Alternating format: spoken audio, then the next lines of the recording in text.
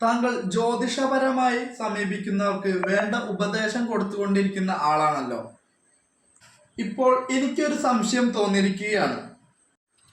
അതായത് ഒരു നക്ഷത്രത്തിൽ ജനിച്ചവർ പല വിധത്തിൽ വ്യത്യാസപ്പെട്ടവരായിട്ടാണ് കാണുന്നത്. അത് എന്തുകൊണ്ടാണെന്ന് അറിയാമോ?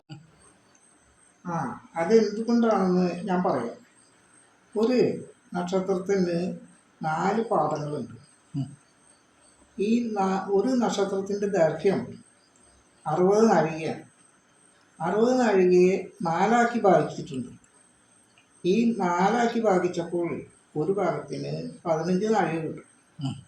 അപ്പോൾ ഈ 15 നാഴിക 1-ാം പാദമായിട്ടും 15 നാഴിക കഴിഞ്ഞാൽ 30 നാഴിക വരെ 2-ാം പാദമായിട്ടും 30 നാഴിക കഴിഞ്ഞാൽ 45 നാഴിക വരെ 3-ാം പാദമായിട്ടും 45 നാഴിക കഴിഞ്ഞാൽ 60 നാഴിക വരെ 4-ാം പാദമായിട്ടുമാണ് കണക്കാക്കിയിട്ടുള്ളത്. അപ്പോൾ അതൊന്ന് ഞാൻ വിശദമാക്കി പറയാം. അതുപ്രകാരം അശ്വതി നക്ഷത്രം 1-ാം പാദത്തിൽ പിറന്നവർ പുച്ഛിച്ചു പറയുന്നവരും മനസ്സ് ചഞ്ചലമുള്ളവരും പാപിയും നല്ല സ്വരൂപമില്ലാത്തവരും ലുബ്ധനുമായിരിക്കുമെന്ന് പറയപ്പെടുന്നു.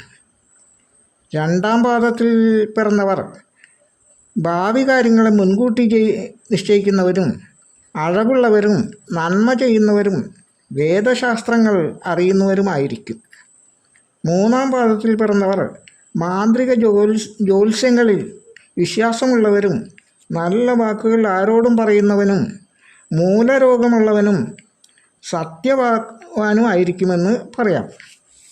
4-ാം പാദത്തിൽ പിറന്നവൻ ശരീരം അല്പം അകത്തേക്ക് വളഞ്ഞുള്ളവനും അതിബുദ്ധിമാനും ജ്യോത്സ്യ സംബന്ധമായി അറിവുള്ളവരും സുഖവാനും രതിസുഖം അനുഭവിക്കുന്നവരും ആയിരിക്കുമെന്നാണ് പറയപ്പെടുന്നത്.